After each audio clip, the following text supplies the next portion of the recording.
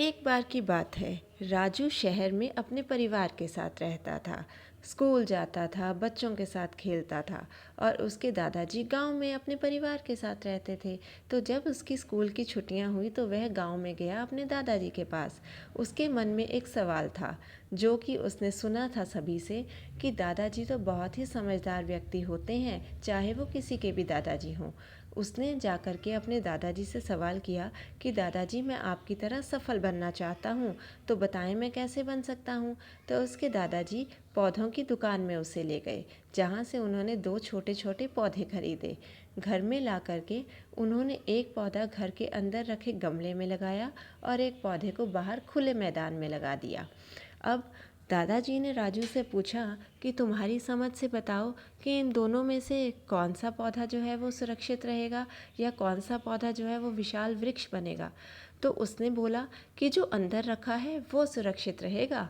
इस पर दादाजी ने उससे कहा कि ठीक है, ऐसा तुम क्यों कह रहे हो।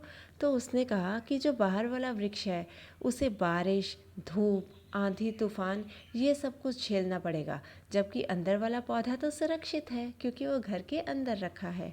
यह कह करके उन्होंने पौधे लगाए और राजू की छुट्टियां ख़त्म होने पर राजू शहर वापस आ गया।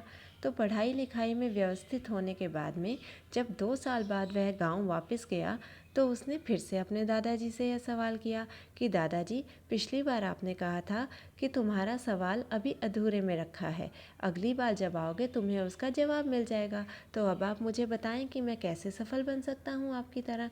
तो दादाजी उसे पौधों के पास ले गए जो लगाए हुए थे।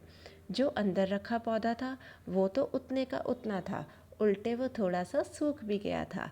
लेकिन जो बाहर खुले मैदान में पौधा लगाया था वो एक विशाल वृक्ष का रूप ले चुका था। तो राजू ने पूछा कि पिताजी, दादाजी, ये जो पौधा था ये तो बाहर आंधी, तूफान, बारिश सब झेल रहा था, फिर भी ये कैसे इतना बड़ा विशाल वृक्ष बन गया, और जो अंदर रखा था सुरक्षित वो क्यों नहीं बड़ा हुआ। तो दादाजी ने उसे बताया कि इस वृक्ष ने धूप की तपन को झेला है, बारिश को, आंधी को, तूफान को झेला है।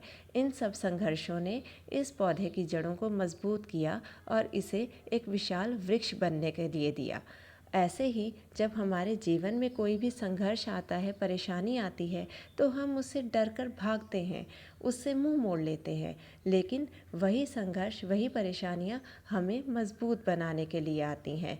हमें कभी भी अपने जीवन में आने वाली परेशानियों से घबराना नहीं चाहिए, बल्कि उसका सामना करना चाहिए, क्योंकि कोई भी परेशानी ऐसे ही हमारे जीवन में नहीं आती है। वह हमें कुछ ना कुछ सिखाने आती है और हमें अनुभवी बना कर जाती है।